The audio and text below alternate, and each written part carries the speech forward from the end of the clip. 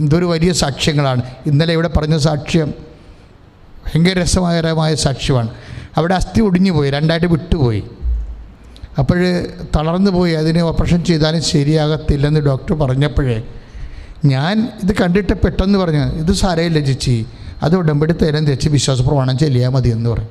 അത്രയേ ഉള്ളൂ, കഴിഞ്ഞു, ചികിത്സ കഴിഞ്ഞു. അവരെന്താ ചെയ്യണത്? അവർ ഉടമ്പടി തൈലം തേച്ച് വിശ്വാസപ്രമാണം ചൊല്ലിക്കഴിഞ്ഞപ്പോൾ ഇന്നലെ അവർ സാക്ഷ്യം പറഞ്ഞിരിക്കുന്നത് എന്താണ്? ഈ കൂടാത്ത അസ്ഥികളെ അമ്മമാതാവിൻ്റെ മധ്യസ്ഥത്തിലെ ദൈവം അങ്ങ് കൂട്ടിക്കൊടുത്തു. ഇത് ഈ ദിവസങ്ങളിൽ നിങ്ങൾക്ക് ആ സാക്ഷ്യം കേൾക്കാം യൂട്യൂബിൽ.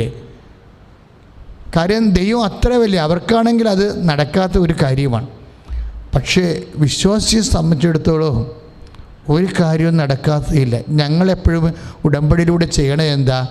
നിങ്ങളെയും ദൈവത്തെയും തമ്മിൽ അങ്ങ് ഉടമ്പടി ചെയ്യിച്ച് രണ്ടേയും തുല്യ പാർട്ട്നേഴ്സായിട്ടൊക്കെ മാറ്റുകയാണ്. ഈ ഉടമ്പടിയിലെ തുല്യ പങ്കാളികളാണ് ആരാണ്? ഒന്ന് ദൈവവും ഒന്ന് നിങ്ങളുമാണ്. ഇതിൻ്റെ മധ്യസ്ഥ ആരാണ്? അമ്മമാതാവാണ് മധ്യസ്ഥ. കൃപാസനത്തിൽ നടക്കുന്ന മരിയൻ ഉടമ്പടിയുടെ മധ്യസ്ഥ യേശുവിന് ഒരു കാലത്തും തള്ളി മാറ്റാൻ പറ്റാത്ത, അവഗണിക്കാൻ പറ്റാത്ത രക്ഷാകര ചരിത്രത്തിൻ്റെ അവിഭാജ്യ ഘടകമായ രക്ഷകൻ്റെ അമ്മയായ പരിശുദ്ധ കന്യാമറിയമാണ് ഉടമ്പടിയുടെ മധ്യസ്ഥ. അതുകൊണ്ടാണ് ഞാൻ നിങ്ങളെ എപ്പോഴും എത്രയോ ധ്യാന കേന്ദ്രങ്ങളുണ്ട് അമ്മ മാതാവിൻ്റെ പേരിൽ. പക്ഷെ അവർ കർത്താവിൻ്റെ, അതായത് ബിബ്ലിക്കൽ സെൻറ്റേഡ് ആയിട്ടുള്ള സ്പിരിച്വാലിറ്റിയാണ് പ്രൊമോട്ട് ചെയ്യണത്. നമ്മൾ കൃപാസനത്തിൽ ചെയ്യണത് എന്താണ്? മരിയ സ്പിരിച്വാലിറ്റി മാത്രമേ പറയത്തുള്ളൂ. കാര്യം നമുക്ക് കിട്ടിയിരിക്കുന്ന ക്യാരിസം അതാണ്, മരിയ സ്പിരിച്വാലിറ്റി, അമ്മയിലൂടെ ഈശോയിലേക്ക്. ഞങ്ങൾ അമ്മയെ പ്രൊമോട്ട് ചെയ്യുന്നുണ്ടെങ്കിൽ, അമ്മയെ ബ്രാൻഡ് ചെയ്യുന്നുണ്ടെങ്കിൽ, അമ്മയെ സ്പിരിച്വൽ ബ്രാൻഡ് ചെയ്യുന്നുണ്ടെങ്കിൽ മരിയ സ്പിരിച്വാലിറ്റിയാണ് ബ്രാൻഡ് ചെയ്യണം. അമ്മയുടെ പേര് പറഞ്ഞിട്ട് വേറെ എന്തെങ്കിലും ശുശ്രൂഷ നടത്തുകയല്ല. അമ്മയുടെ പേര് പറഞ്ഞിട്ട് അമ്മയുടെ ആധ്യാത്മികതയാണ് ഉയർത്തിക്കൊണ്ടുവരുന്നത്. അത് മനുഷ്യരുടെ ജീവിതത്തിലെ നിർവചിക്കപ്പെടുന്നു. മനുഷ്യരുടെ ജീവിതത്തിലെ യേശുവിനെ കണ്ടെത്താനും യേശുവിനെ ലോകത്തിന് കൊടുക്കുവാനും മരിയൻ മെത്തേഡുകൾ എന്താണെന്ന് കണ്ടെത്തിയിട്ട് അമ്മ മാതാവിൻ്റെ തനിപ്പകർപ്പായി ജീവിക്കുകയും അമ്മ മാതാവിൻ്റെ തനിപ്പകർപ്പായി യേശുവിനെ ലോകത്തിന് കൊടുക്കുകയും ചെയ്യുന്ന ഒരു മരിയൻ ശുശ്രൂഷ കേന്ദ്രമാണ്. അതുകൊണ്ട് തന്നെയാണ് ഈ കാലങ്ങളിൽ അമ്മയുടെ നീല മേലങ്കിയാൽ ദൈവം നമ്മുടെ ശുശ്രൂഷകളെ സംരക്ഷിച്ചത്. ആ ശുശ്രൂഷയെ ആകർഷിച്ച് ആശ്രയിച്ചും ജീവിക്കുന്ന മനുഷ്യരെ ദൈവം സന്ധിച്ചത്. ഞാൻ ഇന്നലെ ഒരു ചേട്ടായിയെ കണ്ടു. ചേട്ടായി ഇതെല്ലാം കഴിഞ്ഞപ്പോൾ, ഈ കാലങ്ങളിലൂടെ കടന്നു പോയപ്പോൾ, ക്ലേശത്തിൻ്റെ ഈ കാലത്തിലൂടെ കടന്നു പോയപ്പോൾ ചേട്ടായി എന്നോട് പറഞ്ഞു, അച്ഛാ കടമാണച്ചാ, ഒരു നിക്കക്കള്ളിയും ഇല്ലെന്ന് പറഞ്ഞു. കടമാണച്ചാ. അപ്പം ഞാൻ 4 മണി കഴിഞ്ഞ് ആൾക്കാരുടെ പ്രാർത്ഥന കഴിഞ്ഞ് പുറത്തോട്ട് ഇറങ്ങിയപ്പോൾ കുറേ ആൾക്കാരെ കാണാൻ വേണ്ടി ഇറങ്ങിയതാ. കാര്യം ആർക്കെങ്കിലും ചീട്ട് കിട്ടാത്തവരുണ്ടോ, അപ്പോഴങ്ങനെയുള്ളവർ സങ്കടപ്പെട്ട് പോകാതിരിക്കാൻ വേണ്ടി ഇറങ്ങിയതാണ്. അപ്പോഴാണ് ഈ കടമുള്ള ആളെ കണ്ടത്. ഒരു നിക്കക്കള്ളിയില്ല അച്ഛാന്ന് പറഞ്ഞു. ഒരു നിക്കക്കള്ളിയില്ല എന്ന് അയാൾ പറഞ്ഞ അതിൻ്റെ അർത്ഥം ഇനി കടം മേടിക്കാൻ സ്ഥലമില്ല, വീടില്ല, ആളില്ല. അപ്പം ഇങ്ങനെ ഒരു ജീവിതാവസ്ഥയാണ്. അപ്പം ഈ ജീവിതാവസ്ഥയിൽ ആരോട് ചോദിക്കും? അങ്ങനെ ചോദിക്കാൻ ആളില്ല. ചോദിക്കേണ്ട ആൾക്കാരൊക്കെ ചോദിച്ചു, പറഞ്ഞും കൈമലർത്തിയും ഒക്കെ കഴിഞ്ഞു. അപ്പോഴെൻ്റെ മനസ്സിൽ പെട്ടെന്ന് ഞാൻ ഈ ചേട്ടനോട് പറഞ്ഞു, ചേട്ടാ നിക്കക്കളിയില്ലെങ്കിൽ അതിനൊരു പ്രത്യേക വചനം ഉണ്ടെന്ന് പറഞ്ഞ്, നിക്കക്കളിയില്ലാത്തവർക്ക് പറയാനുള്ള വചനം. പക്ഷേ ഉള്ള പ്രശ്നം വെച്ച് കഴിഞ്ഞാൽ എനിക്ക് കർത്താവ് ആ സെക്കൻഡിൽ തരുന്നൊരു വചനമില്ലേ. നിക്കക്കളിയില്ലെന്ന് പറയുമ്പോൾ ഓട്ടോമാറ്റിക്കായിട്ട് എൻ്റെ മനസ്സിൽ കർത്താവ് ഒരു വചനം തരും. അതെന്ത് കാര്യം പറഞ്ഞാലും, നിങ്ങളെന്ത് കാര്യം പറഞ്ഞാലും അതിൻ്റെ കറസ്പോണ്ടിങ് വചനം ഉടനെ പറയും. ഞാൻ അദ്ദേഹത്തോട് പറഞ്ഞ വചനം, ഇങ്ങനെ നിക്കക്കളിയില്ലാത്ത ഒരാളുണ്ടായിരുന്നു. ആരാണത്? യാക്കോബ്. അദ്ദേഹത്തിന് ഇങ്ങനെ അരക്കെട്ടിൽ നിന്ന് അദ്ദേഹത്തിൻ്റെ തൊട അകന്നു പോയ സമയത്ത് അയാൾ വീഴാൻ പോയി. യാക്കോബിന് നിക്കക്കളിയില്ലാണ്ടായി. അപ്പോൾ പെട്ടെന്ന് ആ മനുഷ്യൻ്റെ വായിൽ ഒരു വചനം വന്ന് എന്താ പറഞ്ഞത്? അതാണ് പിന്നീട് ദൈവവചനമായി മാറണത്. എന്താണ്? എന്നെ അനുഗ്രഹിക്കാതെ നീ പോകരുത്. അതായത് ഞാൻ നിന്നെ വിടത്തില്ലെന്നാണ് പറയണത്. എന്നെ അനുഗ്രഹിക്കാതെ. എലി വെട്ടിപ്പോയി സ്വന്തം കാലം നിൽക്കാൻ പറ്റാത്ത സമയത്ത് വീണ് പോകാൻ നേരത്ത് പറയണ വാക്കാണ്. എന്താണ്? എന്നെ അനുഗ്രഹിക്കാതെ ഞാൻ നിന്നെ വിടത്തില്ല.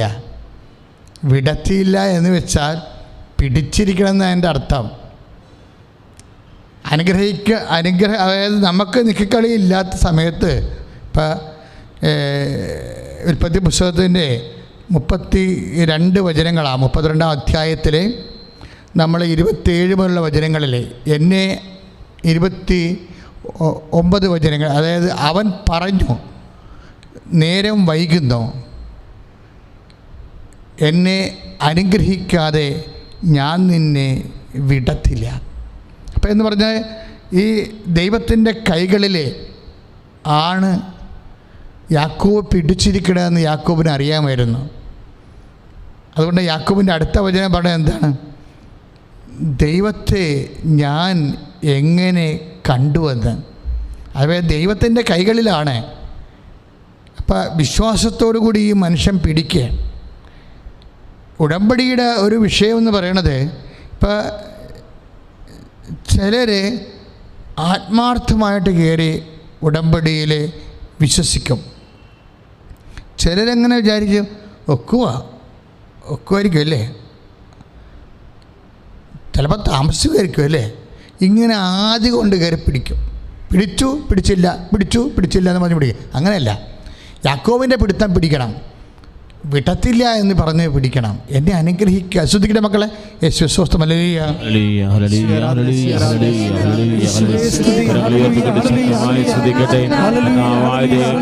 ഉൽപ്പത്തി 32:26 എന്നെ അനുഗ്രഹിക്കാതെ ഞാൻ വിടത്തില്ല എന്ന് പറയുന്നത്. ഇത് ആത്മീയ ഭാഷയിൽ ഇതിന് ശരണമെന്ന് പറയും. അതായത് നമ്മൾ ട്രസ്റ്റാണ്. എന്നാൽ നമുക്ക് വേറെ ഒരു വഴിയുമില്ല, അഥവാ എല്ലാ വഴികളും ഞാൻ ഉപേക്ഷിക്കുന്നു, എല്ലാ വഴികളും ഞാൻ നിന്നിൽ മാത്രം ശരണപ്പെടുന്നു. കാരണം ഓരോ പ്രാർത്ഥനയും എങ്ങനെയാണ് ആക്ടിവേറ്റ് ആകണമെന്ന് ചോദിച്ചാൽ അതിൽ പ്രാർത്ഥന കേൾക്കുന്ന കണ്ടൻറ്റുകൾ കാണും.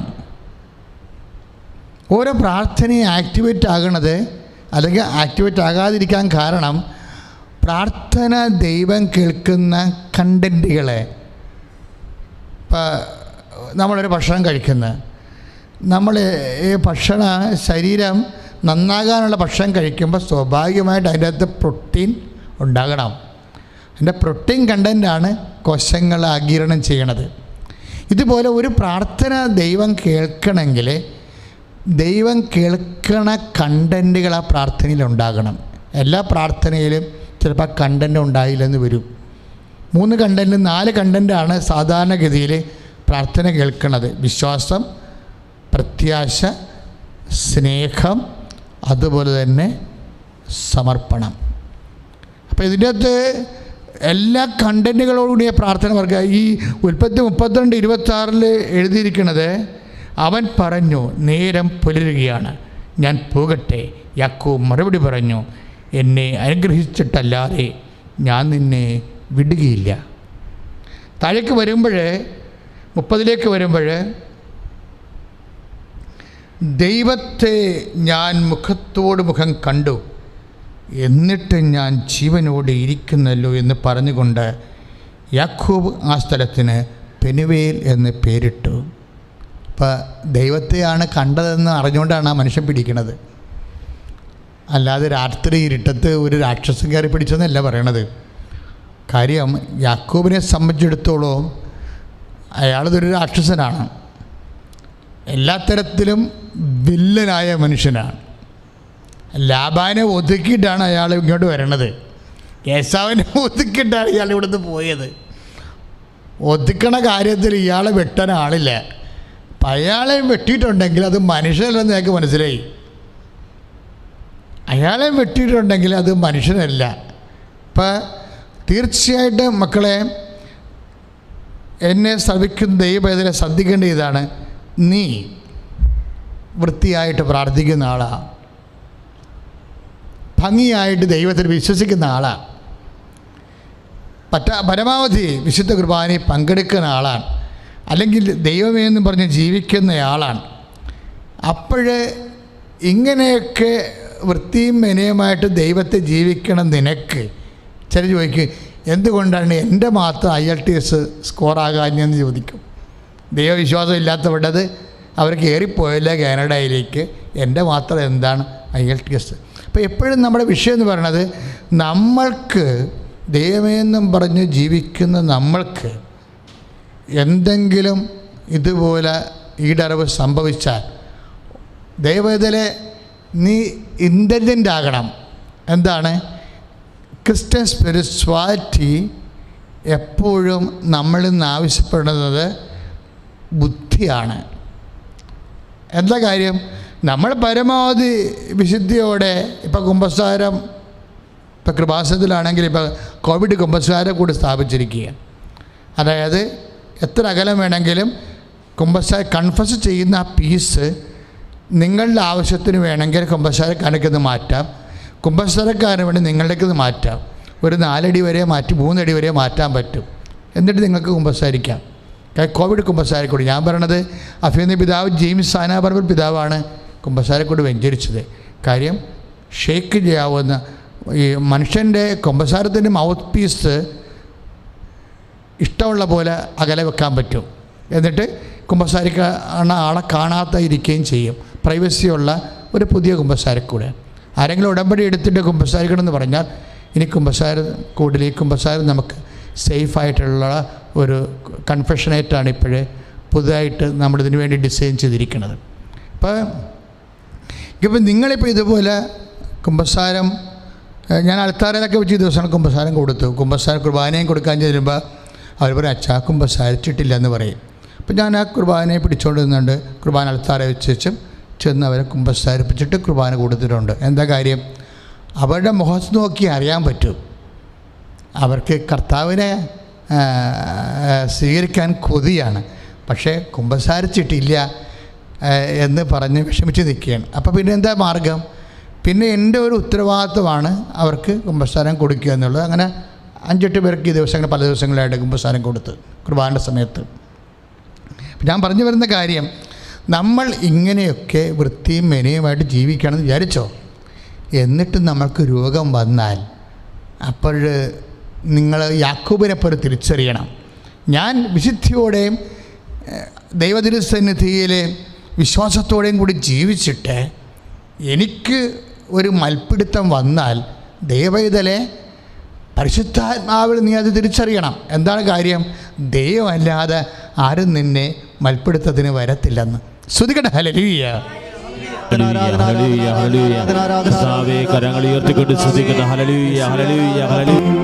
എനിക്ക് ആ പാസേജിൽ ഏറ്റവും ഇഷ്ടപ്പെട്ടത് ഈ പറഞ്ഞ യാക്കോബിൻ്റെ തിരിച്ചറിവാണ്. 32:30 തിരിച്ചറിവ് എന്താണ്? ദൈവത്തെ ഞാൻ മുഖാഭിമുഖം കണ്ടല്ലോ എന്ന്. കാരണം എന്താണ്? താൻ വിശ്വാസത്തോടെ ജീവിച്ചൊരു മനുഷ്യനാണ്. ജീവിതത്തിൻ്റെ സമ്മർദ്ദങ്ങളിൽ അദ്ദേഹം പലതരത്തിലുള്ള കാപട്യങ്ങൾ കാണിച്ചിട്ടുണ്ട്. അത് കർത്താവ് അംഗീകരിച്ചിട്ടില്ല. അദ്ദേഹം ജനതകളുടെ പിതാവായിട്ട് ദൈവം അവനെ അവരോധിക്കുമ്പോൾ തന്നെ അവൻ്റെ തിന്മകളെ ഈശോ വന്ന കാലത്ത് പോലും അംഗീകരിച്ചിട്ടില്ല. അതുകൊണ്ടാണ് നാഥാനിയേലിനെ കാണുമ്പോൾ കർത്താവ് പറയും, ഇതാ ഒരു യഥാർത്ഥ ഇസ്രയേലിയൻ, ഇവനിൽ യാതൊരു കാപട്യവുമില്ല എന്നാണ്. അപ്പോൾ യാക്കോബിനെ ഇസ്രയേൽ എന്ന് ദൈവം വിളിച്ചെങ്കിൽ തന്നെ ഒരു ഡ്യൂപ്ലിക്കേറ്റ് ഇസ്രയേൽ എന്നാണ് അതിൻ്റെ അർത്ഥം. കാര്യം ആ നാഥാനിയേലിനെ കണ്ടപ്പോൾ, പരമാർത്ഥതയുള്ള വിഷയം കണ്ടപ്പോൾ കർത്താവ് പറഞ്ഞു, യോഹന്നാൻ 3:27. ഇതാ ഒരു യഥാർത്ഥ ഇസ്രയേലിയൻ, ഇവന് യാതൊരു കാപട്യവുമില്ല. യാക്കോബിന് കാപട്യം ഉണ്ടെന്ന് എൻ്റെ അർത്ഥം. യാക്കോബ് കാപട്യത്തിലാണ് എല്ലാം തുടങ്ങണത്. എപ്പോഴും നമ്മൾ മനസ്സിലാക്കേണ്ടത് യാക്കോബും ഏശാവും തമ്മിൽ ചട്ടനും അനുജനും. ഇപ്പോൾ ഫസ്റ്റ് ബോൺ എന്ന രീതിയിൽ കടിഞ്ഞൂൺ അവകാശം അതിൻ്റെ ആനുകൂല്യം ആർക്കാണ് കിട്ടണത്? ഏശാവിനാണ്. ഏശാവിൻ്റെ ഈ അനുഗ്രഹം തട്ടിയെടുക്കാൻ വേണ്ടി യാക്കോബ് അമ്മയെ സോപ്പിടും. അമ്മയെ സോപ്പിട്ടിട്ട് ചേട്ടൻ്റെ ഓഹരി അടിച്ചു മാറ്റണ ഒരു അനുജൻ്റെ തന്ത്രങ്ങൾ എക്കാലങ്ങളിലും കുടുംബങ്ങളിലുള്ളതാണ്. ചില ചേട്ടന്മാരിങ്ങനെ ഗോപി വരച്ചുകൊണ്ട് കണ്ണീരോടെ വീട്ടിൽ നിന്ന് ഇറങ്ങിപ്പോകണം കണ്ടിട്ടില്ലേ? അതെന്താണ്? യാക്കോബിനെ പോലെയുള്ള കുതന്ത്രക്കാർ വീട്ടിലുള്ളത് കൊണ്ടാണ്. അമ്മനെ അപ്പനെയൊക്കെ സ്വാപ്പിട്ടിട്ട് ചേട്ടൻ്റെ ഓഹരി അടിച്ചു മാറ്റും. അത് പുതിയ യേശാവിൻ്റെ കാലത്തെ കാര്യമല്ല, ഇപ്പോഴും നടക്കുന്ന കാര്യമാണത്. പക്ഷേ എപ്പോഴും എൻ്റെ മക്കളെ, കഴിഞ്ഞ കൊല്ലമേ ഒരു സാറ് എൻ്റെ കൂടെ പണ്ട് ശുശ്രൂഷയ്ക്ക് ഉണ്ടായിരുന്നു. അപ്പോൾ അദ്ദേഹം ഒരു കോളേജിൽ പ്രൊഫസറാണ്. ഈ പ്രൊഫസർ വേറൊരു കോളേജിൽ, ആലപ്പുഴ ഒരു സെൻറ്റ് ജോസഫ് കോളേജിൽ പ്രൊഫസർമാരുടെ ധ്യാനം ഉണ്ടായിരുന്നു. അപ്പോഴേ ഈ അടുത്ത കാലത്തല്ല, ഒരു 2-3-4-5 കൊല്ലം മുമ്പ്. അപ്പോഴീ ധ്യാനത്തിൽ ചെന്ന് ഈ സാറ് ധ്യാനത്തിൽ പങ്കെടുത്തുകൊണ്ടിരിക്കുക. അപ്പം എൻ്റെ കൗൺസിലിങ്ങിൻ്റെ സമയത്ത് കൗൺസിൽ ചെയ്ത ബ്രദർ പറഞ്ഞു, സാറിന് അപ്പനോട് അനുരഞ്ജനപ്പെടാൻ കഴിയണില്ല.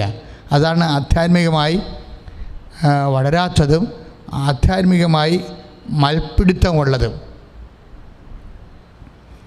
ദൈവത്തോട് മൽപ്പിടിക്കുന്നവരുണ്ടേ, അവരെ എളി ഉളുക്കുമ്പോൾ മാത്രമേ ദൈവത്തെ തിരിച്ചറിയത്തുള്ളൂ. ആ സാറിൻ്റെ മകൻ്റെ പേര് കണ്ണനെന്നാണ്. അപ്പം എൻ്റെ ഇടവക്കാരനായിരുന്നു പണ്ട്. അപ്പം ഞാൻ ഓർത്തു, ദൈവമേ, എങ്ങനെയാണ് ഹൈന്ദവ സഹോദരങ്ങളുടെ പേര് ഒരു ജ്ഞാനസ്ഥാനത്തിന് ഇടണത്? ഞാനൊരു കൊച്ചച്ഛനായിരുന്നു അന്ന്. അപ്പം ഞാനിത് കേട്ടപ്പോൾ, ഞാനല്ല ജ്ഞാനസ്ഥാനപ്പെടുത്തിയെങ്കിലും ഈ പേര് കേട്ടപ്പോൾ ഞാൻ എന്തോ ഒരു പന്തികേട് എനിക്ക് തോന്നിയായിരുന്നു. ആ പേരിനെ ഞാൻ നിശ്ചയിച്ച് സംസാരിക്കുകയല്ല. ഒരു ബാപ്റ്റിസ്റ്റ് ആയിട്ടുള്ള ആൾക്കാർ സാധാരണ ഇടുന്ന ട്രഡീഷണൽ പേരല്ലത്. അപ്പോൾ സ്വാഭാവികമായും എന്താ സംഭവിച്ചെന്ന് ചോദിച്ചു കഴിഞ്ഞാൽ, സാർ ഇതുപോലെ ദൈവത്തോട് മൽപ്പിടുത്തം നടത്തിയിരുന്ന കാലത്താണ് ഈ കുട്ടി ജനിക്കണത്. അപ്പോൾ ദൈവത്തിന് വിരുദ്ധമായ, അതായത് ബൈബിളിലുള്ള പേരിന് വിരുദ്ധമായൊരു പേര് തൻ്റെ കുഞ്ഞിനിട്ടുകൊണ്ട് ദൈവത്തോടൊരു ഫൈറ്റ് ചെയ്യുകയാണ്. ഇങ്ങനെ ഫൈറ്റ് ചെയ്യണ യാക്കോബന്മാർ ഒത്തിരി ഉണ്ട് സഭയിൽ. അവർക്കറിയത്തില്ല. അവർ ദൈവത്തിനോടും പള്ളിയോടും, ഇപ്പോൾ കഴിഞ്ഞ ദിവസങ്ങളിൽ ഒരു ശവം കത്തിച്ചെന്ന് പറഞ്ഞു. പള്ളിയിൽ പ്രാർത്ഥിച്ചടക്കുന്നതിന് പകരം അത് ശവം കത്തിച്ചെന്ന് പറഞ്ഞു. കോവിഡ് വരുമ്പോൾ നമ്മൾ കത്തിക്കും, അത് സ്വാഭാവികമായ കാര്യമാണ്. ഇത് അസ്വാഭാവികമായ കത്തിക്കലാണ്. അതിനും ആരോപണം ദേവാലയ അധികൃതരുടെ പേരിൽ കെട്ടിവെച്ചിട്ടാണ് അവർ ബോഡി കത്തിക്കുന്നത്. അപ്പോൾ ഇങ്ങനെ മൽപ്പിടുത്തത്തിനുള്ള മനുഷ്യൻ്റെ ടെൻഡൻസി എക്കാലങ്ങളിലും ഉണ്ടാകും, എളി ഉളുക്കണവരെ. പക്ഷെ ചില ആൾക്കാരുടെ കുഴപ്പം, എളി ഉളുക്കിയാലും ദൈവത്തെ അറിയാൻ പറ്റാണ്ട് വരും. അതാണ് പ്രശ്നം. ഈ മൽപ്പിടുത്തത്തിൽ പലരുടെ ഉളുക്കുന്നുണ്ടെങ്കിലും ചിലർ യാക്കോബിനെ പോലെ തിരിച്ചറിയും, ഞാൻ ദൈവത്തോടാണ് മൽപ്പിടുത്തം നടത്തിയത്. ഈ സാറ് തിരിച്ചറിഞ്ഞ് എങ്ങനെയാണ് തിരിച്ചതെന്ന് വെച്ച് കഴിഞ്ഞാൽ, ഈ കൗൺസിലിംഗ് നടന്നുകൊണ്ടിരിക്കുന്ന സമയത്ത് ബ്രദർ പറഞ്ഞു, സാറ് ഒരു മൽപ്പിടുത്തത്തിലാണ്. അങ്ങനെ പറഞ്ഞില്ല, അതാണ് ഉദ്ദേശിച്ചത്. എന്താണ്? അപ്പൻ നിങ്ങൾക്ക് തന്ന ഓഹരി കുറഞ്ഞു പോയെന്ന് നിങ്ങൾ കരുതുന്നു. അതുകൊണ്ട് അപ്പനോടും അമ്മയോടും നിങ്ങൾ ഇപ്പോഴധികം സംസർഗമില്ല.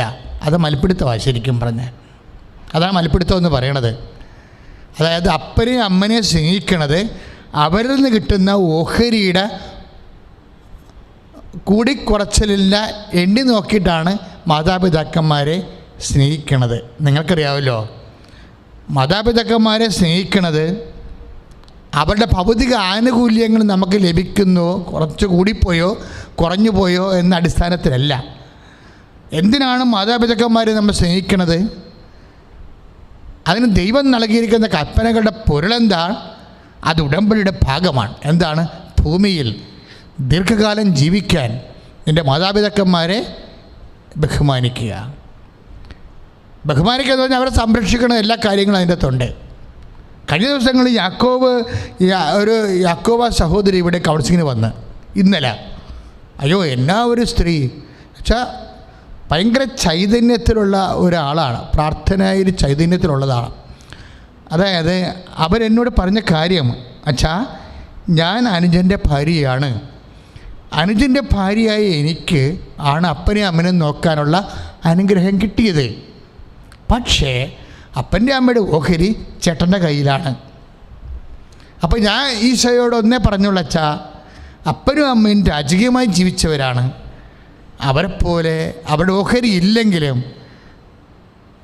അവർ ജീവിച്ച പോലെ അവരെ മരണം വരെ ശുശ്രൂഷിച്ചുകൊണ്ട് പോകാനുള്ള കൃപ എനിക്ക് തരണമേ എന്നാണ് ഞാൻ പ്രാർത്ഥിച്ചത്. ഒരു ദൈവഭക്തൻ്റെ പ്രാർത്ഥന കണ്ടില്ലേ? എന്താ പറഞ്ഞത്? അപ്പൻ്റെ അമ്മയുടെ ഓഹരി ചേട്ടൻ്റെ കയ്യിലാണ്. ഏക്കർ കണക്കിനുണ്ട്, 18 ഏക്കർ വരെ ഉണ്ട്. പക്ഷേ ചേട്ടായി കൊടുത്തിട്ടില്ല, അനുജന് കൊടുത്തിട്ടില്ല. അപ്പൻ്റെ അമ്മനെയും കൊടുത്തു, അപ്പൻ്റെ അമ്മനെ ഓഹരി കൊടുത്തിട്ടില്ല. അപ്പോൾ ഈ യാക്കോബ ചേച്ചി ഇന്നലെ പറഞ്ഞത് എന്താ പറഞ്ഞത്? അച്ഛാ അപ്പനെ അമ്മനെ എൻ്റെ കൈ കിട്ടിയപ്പോൾ ഞാൻ ഈശോനോട് പറഞ്ഞ ഇതാണ്, അപ്പൻ രാജകീയമായി ജീവിച്ച ആളാണ്, ഞങ്ങൾക്കത്രയും സ്വത്തും അങ്ങനെയുള്ള വരുമാനം ഇല്ല, എങ്കിലും അപ്പൻ മരണം വരെ അവരെ അല്ലലില്ലാതെ അവരുടെ രീതി ശുശ്രൂഷിക്കാനുള്ള കൃപ തരണമേ എന്നാണ്. ഇതാണ് പ്രശ്നം. ഇത് അനുഗ്രഹമല്ല, കൃപയെന്ന് പറയും. ഇത് അവർക്കതുപോലെ കൊടുക്കുകയും ചെയ്ത് വേറെ ഒരു റബ്ബർ കട തുടങ്ങിയപ്പോൾ തന്നെ കർത്താവ് ഈ റബ്ബർ കടയെ അങ്ങോട്ട് വല്ലാതെ അങ്ങോട്ട് അനുഗ്രഹിക്കും. ഈ റബ്ബർ കട എത്രയോ പേര് ചെയ്തിരിക്കണം മൂവാറ്റുപുഴയിൽ. പക്ഷേ ഈ ചേട്ടായി അറിയാൻ മേലാത്തൊരു ബിസിനസ്സാണ് റബ്ബർ കട. ഈ റബ്ബർ കട തുടങ്ങിയ ഉടനെ എവിടുന്നെല്ലാമോ ആൾക്കാർ വന്ന് വാങ്ങിച്ചുകൊണ്ട് പോവുകയും അദ്ദേഹത്തിന് അത് കിട്ടുകയും ചെയ്തിട്ട് ഭയങ്കരമായ രീതിയിൽ ബിസിനസ് ഫ്ലറിഷ് ചെയ്ത്. ഇതിന് കൃപയെന്നാണ് പറയണത്. അതവർ ചോദിച്ചത് കറക്റ്റാണ്. എന്താണ്? അപ്പൻ്റെ അമ്മയുടെ ഓഹരി കിട്ടിയില്ലെങ്കിലും അപ്പനെ അമ്മനെയും ജീവിച്ച പോലെ കൊണ്ട് പരിപാലിച്ചു കൊണ്ടുപോകാൻ എനിക്ക് കൃപ തരണമേ എന്നാണ് പറഞ്ഞത്. അതിനാണ് കർത്താവ്. ഈ അനുഗ്രഹമുണ്ട്, കൃപയുമുണ്ട്. ഇത് വരുന്ന വഴികൾ നിങ്ങൾ മനസ്സിലാക്കണം. ഇപ്പം ഈ ഈ പ്രൊഫസറിൻ്റെ പ്രശ്നം എന്താ? പ്രൊഫസറിൻ്റെ പ്രശ്നം അനുജനോട് മിണ്ടണില്ല.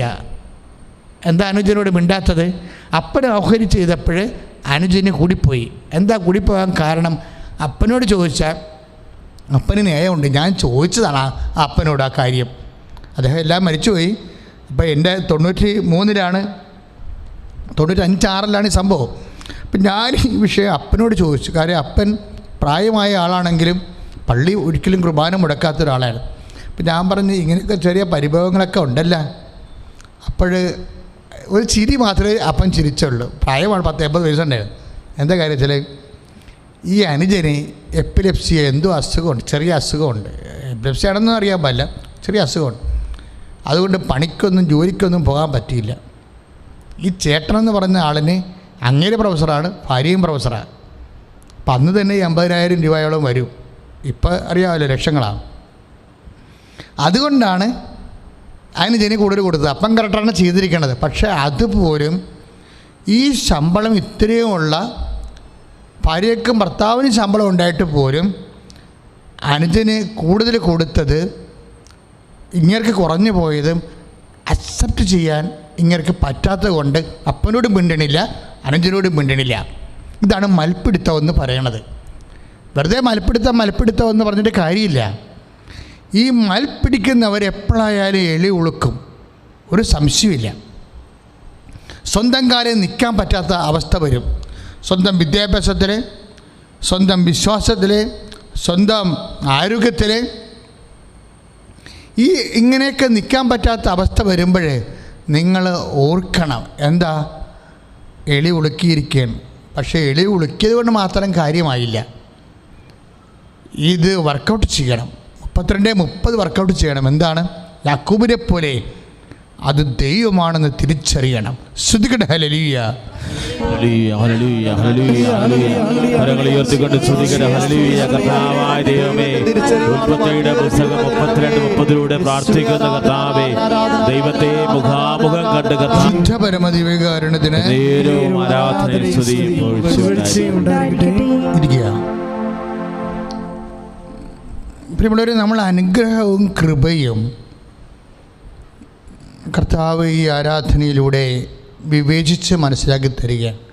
ഇപ്പോൾ യാക്കോബ് ചേച്ചി എന്നാ പറഞ്ഞത്? അപ്പനെയും അമ്മയുടെയും സ്വത്ത് ഞങ്ങളുടെ കയ്യിൽ ചേട്ടായി തന്നിട്ടില്ല, പക്ഷേ അപ്പനെയും അമ്മനെയും കർത്താവ് അവിടെ ഓഹരി നമുക്ക് കിട്ടിയിട്ടില്ലെങ്കിലും അവർ ജീവിച്ച പോലെ ജീവിക്കാൻ ഉള്ള പരിപാലിക്കാനുള്ള കൃപ തരണമേ എന്നാണ് അവർ പ്രാർത്ഥന. അവർ ഈ ദിവസങ്ങളിൽ കേട്ട ഏറ്റവും നല്ല പ്രാർത്ഥനയിൽ ഒന്നത്. അവർക്ക് ആ കർത്താവ് കൃപ കൊടുക്കണ എന്താണ്? അവരുടെ തുച്ഛമായ ഒരു റബ്ബർ ഷീറ്റ് കച്ചവടത്തെ അങ്ങ് ഈശോ നമുക്ക് ബുദ്ധിക്ക് നിരക്കാത്ത രീതിയിൽ അതിനെ അങ്ങോട്ട് വളർത്തിയെടുത്തുകൊണ്ട് വരും. ഇതിനാണ് കൃപയെന്ന് പറയുന്നത്. അനുഗ്രഹത്തിൻ്റെ മാതാവാണ് കൃപ. ഇതാ മദർ ഓഫ് ബ്ലെസ്സിങ്സ് ആയിട്ടാണ് കൃപ വരുന്നത്. അതായത് കൃപ വേറെ ഒത്തിരി കാര്യങ്ങൾക്ക് ഉപയോഗിക്കാം. ദൈവത്തിൻ്റെ ബേസിക്കായിട്ട് ദൈവത്തിൻ്റെ ശക്തിയാണ്. ഇത് കിട്ടണത് ഇളി ഉടുക്കുമ്പോൾ ചേച്ചി തിരിച്ചറിഞ്ഞ് ചേട്ടായി 18 വസ്തുവകൾ മാറ്റിയപ്പോൾ ഇവരുടെ എളി ഉളുക്കിയല്ലേ, സാമ്പത്തികമായിട്ട് അവർ എളി ഉളുക്കലാണ്. പക്ഷേ അവർ കർത്താവിനെ അവിടെ തിരിച്ചറിഞ്ഞിട്ട് കർത്താവിനോട് പറയും, ഈശോ ഞങ്ങൾക്ക് അപ്പനെ നോക്കാൻ പരിപാലിക്കാനുള്ള പോംവഴി തരാൻ പറയും. അല്ല ചേട്ടൻ വഴക്കിടുന്ന കാര്യവും അങ്ങനെയൊന്നും ഇല്ല. അതിൻ്റെ പേര് കേസിന് പോണ കാര്യം പോലും ഇല്ല. കേസിന് പോകണമെന്ന് ഞാൻ പറയത്തില്ല. ചില ആൾക്കാരുടെ കേസ് പറഞ്ഞാൽ മാത്രമേ അവർക്ക് ബോധം ഉണ്ടാകത്തുള്ളൂ. പക്ഷേ ചിലർക്ക് ഇതുപോലെ നല്ലവണ്ണം പ്രെയർ ചെയ്യാൻ അറിയാം. ഇപ്പം ഈ സാറിനോട് എന്താ, പ്രൊഫസറിനോട് എന്താ പറഞ്ഞത്? നിങ്ങൾ അപ്പൻ അനുജന് കൊടുത്ത ഓഹരി കൂടിപ്പോയെന്ന് നിങ്ങൾ കരുതുന്നു, അതുകൊണ്ട് നിങ്ങൾ അപ്പനോട് മിണ്ടണില്ല എന്നാണ് പറയണത്. അതേ സമയത്ത് തന്നെ അങ്ങനെ വരുമ്പോൾ എപ്പോഴും എൻ്റെ സഹോദരനോട് എനിക്ക് പറയാനുള്ളത്, ഇങ്ങനെ തട്ടിച്ചൊന്നും എടുക്കാൻ പറ്റത്തില്ല. അത് നമുക്കിങ്ങനെ വ്യാമോഹം തോന്നുന്നതാണ്. ചേട്ടൻ്റെ അടിച്ചു മാറ്റി, അനുജൻ്റെ അടിച്ചു മാറ്റി, അല്ലെങ്കിൽ ഇപ്പം ഇന്നലെ വേറെ ഒരു കേസ് വന്ന് അതിൽ ഒരു മകളെ കല്യാണം കഴിച്ചു, എന്നിട്ട് അവൻ ഗൾഫിൽ പോയി. അവനെ അറിയാൻ വേണ്ടുന്ന മക്കളുണ്ടാകത്തില്ലെന്ന്. കാര്യം അവനൊന്ന് ആദ്യം കല്യാണം കഴിച്ച് അതിനെ ഡൈവേഴ്സ് ചെയ്ത് ആണ് ഇതിനെ കല്യാണം കഴിച്ചിരിക്കുന്നത്. എന്നിട്ട് ഇവളുടെ കല്യാണം കഴിച്ച ദിവസം തന്നെ അന്ന് 2 ദിവസത്തിനുള്ളിൽ തന്നെ ഇവളുടെ പൊന്നെല്ലാം മേടിച്ച് അവൻ ലോക്കറിലാക്കി ചീട്ടാവൻ മേടിച്ചെടുത്തു. ചീട്ടാവൻ മേടിച്ചിട്ട് അവൻ വിദേശത്ത് പോയി. ഇവൾ IELTS തോറ്റെന്നും പറഞ്ഞുകൊണ്ട് പിന്നീട് ഇവളുടെ കാര്യം അവൻ തിരക്കണമില്ല. ഇപ്പം കേസിന് പോകണോ വേണ്ടതെന്ന് എന്നോട് ചോദിക്കാൻ വേണ്ടി വന്നതാണ്. ഞാനൊരു മറുപടി പറഞ്ഞു കൊടുത്തിട്ടുണ്ട് പ്രാർത്ഥിച്ച്. അപ്പം എന്നാ സംഭവിച്ചു കഴിഞ്ഞാൽ, ഇങ്ങനെ തട്ടിക്കൽ അന്യൻ്റെ വസ്തുക്കൾ നമുക്ക് തട്ടിച്ചെടുക്കുമ്പോൾ നമുക്ക് എന്തോ കിട്ടിയെന്ന് നമുക്ക് തോന്നണത് തെറ്റാണ്, എന്തോ നഷ്ടപ്പെടുമെന്ന് തോന്നണതും തെറ്റാണ്. പറഞ്ഞ മനസ്സിലായ? ദൈവികമായ രീതിയിൽ അന്യൻ്റെ വസ്തുക്കൾ തട്ടിച്ചെടുക്കുമ്പോൾ നമുക്ക് എന്തോ കിട്ടിയെന്ന് തോന്നണതും തെറ്റാണ്. നഷ്ടപ്പെട്ടു പോയപ്പോഴേ ജീവിതം തീർന്നതെന്ന് തീരുമാനിക്കുന്നതും തെറ്റാണ്. എന്താ വിഷയം എന്ന് വെച്ച് കഴിഞ്ഞാൽ, ഇപ്പം എന്നാ പറ്റിയത്? ഈ റബേക്കയല്ലേ ഈ സൂത്രം കാണിക്കണത്. റബേക്ക ആരാണ്? യാക്കോബിൻ്റെ യേശാവിൻ്റെ അമ്മ. സൂത്രം എന്താണ് കാണിക്കണത്? അപ്പം വയസ്സായി, അപ്പം മിക്കവാറും താമസിയാതെ അപ്പനും മനസ്സിലായി, അപ്പം കണ്ണു കാണാൻ പാടില്ലാതെ ഇസഹാക്ക് കണ്ണു കാണാൻ പാടില്ല ഇരിക്കുക. അപ്പോൾ ഇസഹാക്കിന് ഇഷ്ടം കുറച്ച് അധ്വാനിക്കുന്ന ആളാണ്. ഇസഹാക്ക് റബേക്കയെ കാണുന്നത് തന്നെ വയലിൽ വെച്ചാണ് കാണുന്നത്. അവൻ വയലിൽ പണി ചെയ്ത് മടങ്ങണ സമയത്താണ് റബേക്കയെ കൊണ്ടുവരണത്. ഭൃത്യൻ, എബ്രാഹത്തിൻ്റെ ഭൃത്യൻ. അപ്പോൾ വയലിൻ്റെ സന്തതിയാണ് ഇസഹാക്ക്. ജോലി ചെയ്ത അവൻ ജീവിതത്തിൽ നേട്ടമുണ്ടാക്കിയത്. യാക്കോബ് അധികം പണിയൊന്നും ചെയ്യണ കൂട്ടത്തിലല്ല, അമ്മയെ മണിയടിച്ച് അങ്ങനെ ജീവിച്ച പാർട്ടിയാണ്. അതുകൊണ്ട് തന്നെ ഇവൻ ഇങ്ങനെ പോയാൽ ഗുണം പിടിക്കത്തില്ലെന്ന് റബേക്കയ്ക്ക് മനസ്സിലായി. അപ്പം റബേക്ക പറഞ്ഞിടാ ഒരു സംഭവം നടന്നിട്ടുണ്ട്. അപ്പനിപ്പം പറയണ ഞാൻ കേട്ട്, അപ്പന് ഒരു വേട്ട പോയി ഇറച്ചി കൊണ്ടുവന്ന് പാകം ചെയ്ത് കൊടുത്താൽ ഏശാവിനെ അനുഗ്രഹിക്കാമെന്ന് അപ്പം പറയണത് ഞാൻ കേട്ട്. ഉടനെ അത് കേട്ടതിന് ശേഷം ആ പാവപ്പെട്ട ഏശാവ് അപ്പൻ്റെ ആ വാക്കും കേട്ട് വയലിലേക്ക് ഓടി വേട്ടയാടിക്കൊണ്ടിരിക്കുകയാണ്. പക്ഷെ അതിനുള്ളിൽ ഇവിടെ പണി പറ്റിച്ച് കളഞ്ഞു. എന്താ ചെയ്തത്? തൊഴുത്തിൽ നിന്ന് ആടിനെ പാകം ചെയ്ത് ഏശാവിൻ്റെ ഉടുപ്പിട്ട് യാക്കോബിനെ റബേക്ക പ്രസൻറ്റ് ചെയ്തു. ആരുടെ അടുത്ത്? ഇപ്പം നമ്മളിങ്ങനെ കള്ളത്തരം കാണിക്കുമ്പോൾ ഏതാണ്ട് ആനക്കാരും ചെയ്ത പോലെയാണെന്ന്, ഒരു പണിയും നടക്കത്തില്ല. അതായത് ഏശാന് അപ്പോൾ ഈ ഇസഹാക്ക് ഏശാവിനെ ആണെന്ന് വിചാരിച്ചുകൊണ്ട് യാക്കോബിനെ കെട്ടിപ്പിടിക്കണ സമയത്ത് ഇസഹാക്ക് പറയണൊരു വാക്കുണ്ട്. എന്താ പറയണത്? ഈ 27 ഉൽപ്പത്തി പുസ്തകം 27. കാര്യം ഈ അവിടെ ഉണ്ടായിരുന്ന ഇസഹാക്കിൻ്റെ ഈ ഏശാവിൻ്റെ ഉടുപ്പ് എന്ന് പറയുന്നത് രോമക്കുപ്പായമാണ്. എന്താ ഈ ഇസഹാക്കിൻ്റെ ശരീരം മുഴുവൻ രോമമാണ്. ആ ജന്മം അങ്ങനെയാണ്. അതുകൊണ്ടാണ് യാക്കോബിന് അധികം രോമമൊന്നും ഇല്ലാത്ത സാധാരണ ശരീരമാണ്. അപ്പോൾ യാക്കോബിനെ കെട്ടിപ്പിടിക്കുമ്പോൾ യാക്കോബാണെന്ന് ഇസഹാക്കിന് മനസ്സിലാകും.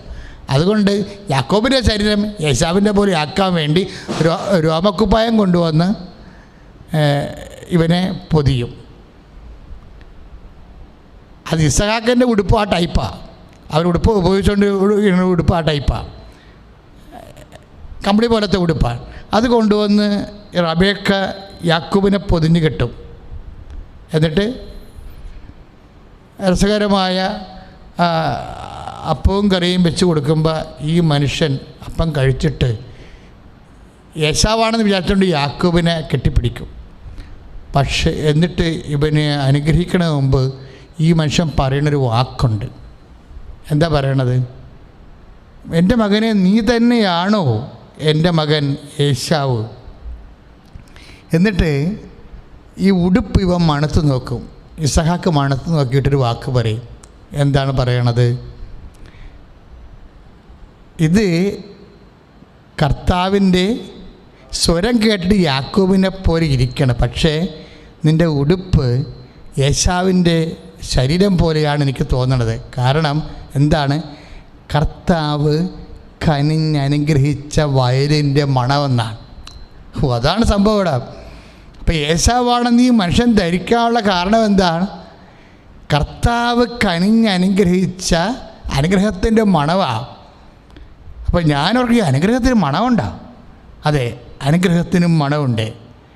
കർത്താവ് കനിഞ്ഞനുഗ്രഹിച്ച വയലിൻ്റെ മണമാണ് എൻ്റെ മകൻ്റെ ഉടുപ്പിലെന്നും പറഞ്ഞുകൊണ്ട് ഏശാവാണെന്നും പറഞ്ഞുകൊണ്ട് അവനെ കെട്ടിപ്പിടിച്ച് യാക്കോബിനെ അറിയാണ്ട് അനുഗ്രഹിക്കും. എന്ത് മണ്ടത്തരമാണ്! ഏശാവാണെന്നും പറഞ്ഞാണ് അനുഗ്രഹിക്കണത്. ഏശാവാണെന്ന് ചിന്തിച്ചും ആണ് അനുഗ്രഹിക്കണത്. ഏശാവാണെന്ന് അറിഞ്ഞാണ് അനുഗ്രഹിക്കണത്. അപ്പോൾ ഓട്ടോമാറ്റിക്കായിട്ട് ആ അനുഗ്രഹം ആർക്ക് പോകും? യാക്കോബിന് പോകത്തില്ല. നമുക്ക് തോന്നണതാണത്. ആ അനുഗ്രഹം ഏശാവിന് തന്നെയാണ് പോണത്.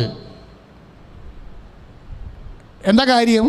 അനുഗ്രഹം ആരെപ്പോൾ കൊടുത്താലും അത് അനുഗ്രഹം ആർക്കാണെന്ന് തീരുമാനിക്കണത് ആരാ? ദൈവമാണ് തീരുമാനിക്കണത്. ഈശോൻ്റെ കാലം വന്നപ്പോൾ ഇതുപോലൊരു അമ്മ ഒരു വിക്രിയ കാണിച്ചില്ലേ? സലോമി. സ്തുതിയുടെ മക്കളെ, യേശു സ്വസ്ഥ ഹല്ലേലൂയ.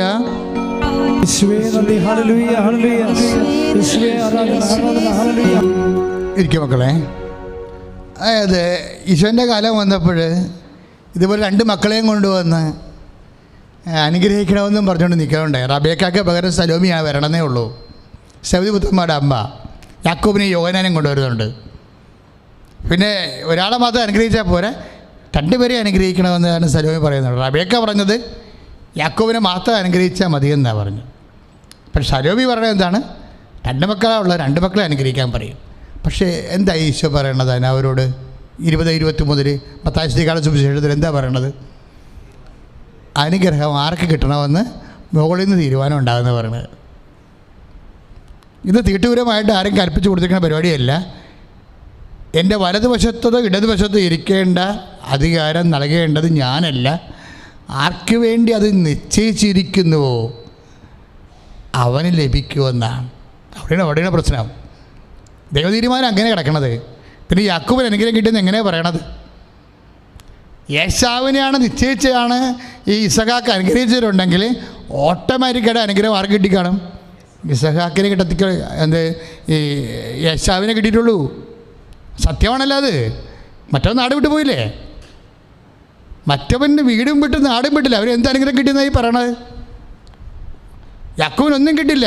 അനുഗ്രഹം കിട്ടിയത് വീട്ടിൽ നിന്ന് അമ്മയുടെ കൂടെ അപ്പൻ്റെ കൂടെ ജീവിക്കാൻ കഴിഞ്ഞതും വീട്ടിലെ മുഴുവൻ സമ്പത്തും ഓഹരിയും എല്ലാം കിട്ടിയത് ആർക്കാണ്? ഏശാവിനാണ് കിട്ടിയിരിക്കണത്. മറ്റവൻ നാട് വിട്ടുപോയി. അവനൊന്നും കിട്ടിയില്ല. അവൻ നാട് വിട്ടുപോയി, ജീവനും കൊണ്ടോടിയവൻ. പിന്നെ എങ്ങനെയാണ് യാക്കോബിനെ അനുഗ്രഹിച്ചെന്ന് പറയണത്? കാപട്യം കാണിച്ചുകൊണ്ട് ദൈവത്തിൻ്റെ അനുഗ്രഹം തട്ടിയെടുക്കാമെന്ന് ആരും വിചാരിക്കരുത്. ഇപ്പം സ്വത്ത് കുറഞ്ഞു പോയെന്ന് വിചാരിച്ചുകൊണ്ട് ചേട്ടൻ എന്നെ പറ്റിച്ചു, അനുജൻ എന്നെ പറ്റിച്ചു എന്നല്ല പറയേണ്ടത്. ദൈവം എൻ്റെ എളി ഉളുക്കിയിരിക്കുന്നു. സമ്പത്തിനേക്കാളും വീട്ടിലുണ്ടായിരുന്ന ഭാഗഉടമ്പടിയുടെ ഏറ്റക്കുറച്ചിലിനേക്കാളും ദൈവത്തിൻ്റെ കൈകളിൽ തൊട്ടിട്ട് എന്നെ അനുഗ്രഹിക്കാതെ ഞാൻ വിടച്ചില്ലെന്ന് എന്ന് നീ കർത്താവിനെക്കുറിച്ച് പറയുന്നു, അന്ന് നീ അനുഗ്രഹിക്കപ്പെടും.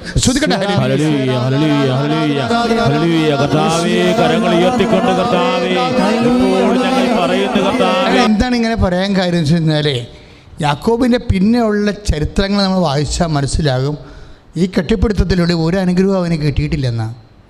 ഏശാവിനാണ് എല്ലാ അനുഗ്രഹം കിട്ടിയത്. എന്താ കാര്യം?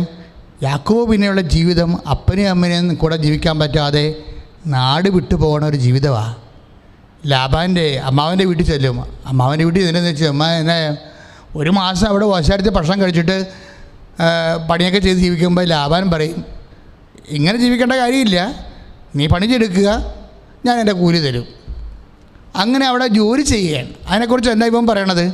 ഞാൻ നിൻ്റെ ലേയായുടെ റാഹേലിനോട് യാക്കോബ് എന്താ പറയണത്? ഞാൻ നിൻ്റെ അപ്പൻ്റെ ജോലി എന്തുമാത്രം കഷ്ടപ്പെട്ടാണ് ചെയ്തതെന്നാണ്. അപ്പം നമ്മൾ ശ്രദ്ധിക്കട്ടെ. ഹല്ലേലൂയ.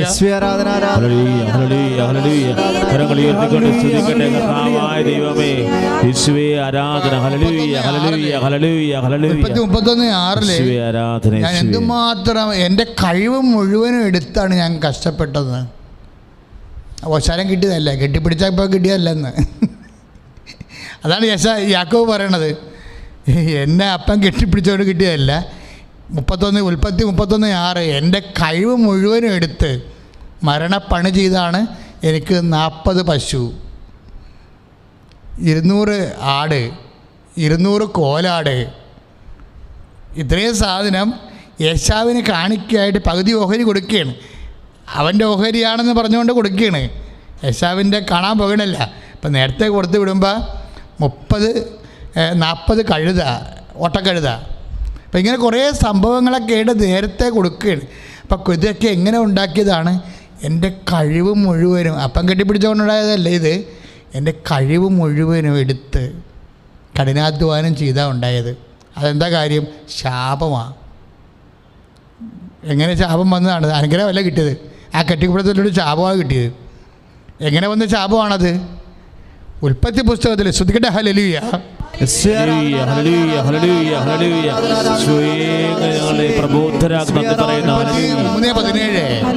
ഉൽപ്പത്തി 3:17 എന്താ എഴുതിയിരിക്കണത്? നീ ഇങ്ങനെ ചെയ്തത് കാരണം, കർത്താവിൻ്റെ സ്നേഹത്തിൽ നിന്നും കൽപ്പന ലംഘിച്ച കാരണം ജീവിതകാലം മുഴുവൻ കഠിനാധ്വാനം ചെയ്യുമെന്ന്. അത് ശാപമായിട്ട്, പാപത്തിന് ശാപമായിട്ട് കൊടുത്തതാണ്. ഈ കള്ളച്ചതി ചെയ്തതിന് ശേഷം അതിന് ശാപമായിട്ട് കിട്ടണ പരിപാടിയാണ്. കാര്യം ആദ്യം റാഹേലിനെ ലയയെ കല്യാണം കഴിക്കും. ലയയെ കല്യാണം കഴിക്കണത് അവളെ പൂച്ചക്കണ്ണിയാണെന്ന് പറഞ്ഞുകൊണ്ട് എനിക്ക് റാഹേലിനെയാണ് ഞാൻ ഉദ്ദേശിച്ചുകൊണ്ടാണ് ജോലി ചെയ്തതെന്ന് പറയുമ്പോൾ ലാബാൻ ആ ചതി ഇവനെ ചതിക്കും. അവസാനം അവന് വേണ്ടി, റാഹേലിന് വേണ്ടി വീണ്ടും കൊല്ലം ചെയ്യും. ജോലി രാത്രിയും പകലും ഓട്ടം ചെയ്യും. അങ്ങനെ ഇത് എവിടെ നിന്ന് വന്നതാണിത്? ഇത് ഉൽപ്പത്തി 3:17 വന്നതാണ്. എന്താണ്? നീ ദൈവത്തിൻ്റെ വചനം ലംഘിച്ച് അതുപോലെ തന്നെ അനുജനെ ചേട്ടനെ ചതിച്ചത് കാരണം നീ ഭൂമിയിൽ കഠിനാധ്വാനം ചെയ്യുമെന്ന്. അപ്പോൾ യാക്കോബിന് കിട്ടിയിരിക്കുന്നത് എന്താണ്? അനുഗ്രഹമല്ല കിട്ടിയത്. ചേട്ടനെ പറ്റിച്ചെന്ന് ഇനിയുള്ള കാലങ്ങളിൽ അനുജന്മാർ വിചാരിക്കരുത്. ഭാര്യയുടെ സ്വർണ്ണം എടുത്ത് ലോക്കറിൽ വെച്ചെന്നും പറഞ്ഞുകൊണ്ട് ഭർത്താക്കന്മാരും ചതിച്ചെന്നും പറഞ്ഞ് വിചാരിക്കരുത്. നീ കിട്ടിയെന്ന് പറഞ്ഞിരിക്കുന്ന സംഭവം നിങ്ങൾ കുടിക്കുന്നതായി സ്വപ്നം കാണും. പക്ഷേ നിങ്ങൾക്ക് ദാഹം കിടത്തില്ല. യെശാവിൻ്റെ പ്രവചനങ്ങളാണ്. നിങ്ങൾ കുടിക്കുന്നതായി സ്വപ്നം കാണും, പക്ഷെ നിങ്ങളുടെ ദാഹം കിടത്തില്ലെന്ന്. ഇങ്ങനെ ചില മനുഷ്യന്മാർക്ക് മറ്റുള്ളവരുടെ ആനുകൂല്യങ്ങളും അവകാശങ്ങളും അടിച്ചു മാറ്റണമെന്ന് എപ്പോഴും ഇങ്ങനെ ഉള്ളിൽ തോന്നിക്കൊണ്ടേയിരിക്കും. അവരതുപോലെ ചതിയും വഞ്ചനയും കാണിച്ചുകൊണ്ടേയിരിക്കും. അപ്പം നിങ്ങൾ എന്നോട് അതെന്താ കാര്യം എന്നറിയാമോ? ഈ യാക്കോബ് തിരിച്ചു വരുമല്ലോ. യാബോക്ക് നദിയുടെ തീരത്ത് ഭാര്യയും കുഞ്ഞുങ്ങളെയും കൊണ്ടുവന്ന് ആക്കിയിട്ട് അപ്പുറത്ത് പോയി അവൻ ഉറങ്ങണ രാത്രിയിലാണല്ലോ ഈ മരപ്പിടുത്തം വന്നത്. അപ്പോഴേ യേശാവ് ഇവരെ കൊല്ലാനിരിക്കണമെന്ന് പണ്ട് റബേക്ക പറഞ്ഞിട്ടുണ്ട്. അപ്പം അവൻ്റെ മനസ്സ് തണുപ്പിക്കാൻ വേണ്ടി ഇവൻ്റെ പകുതി ഓഹരി അവന് കൊടുക്കാൻ വേണ്ടിയാണ് ഭൃത്യന്മാരെ കൊണ്ടുപോയി വിടണത്.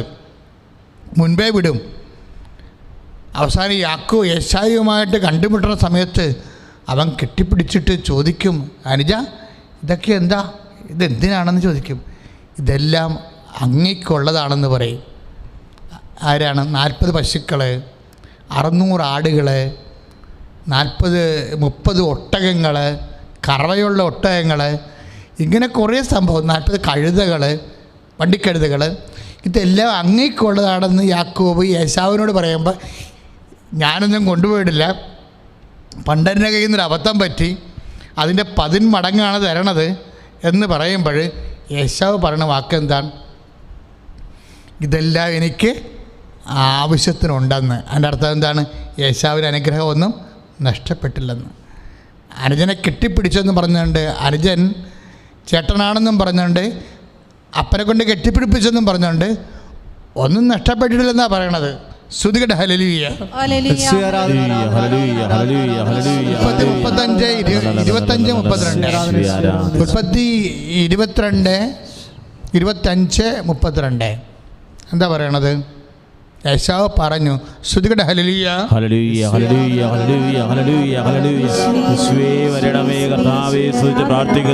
ഇതെല്ലാം എനിക്ക് വേണ്ടുവോളം ഉണ്ട്. അതിൻ്റെ അർത്ഥം എന്താണ്?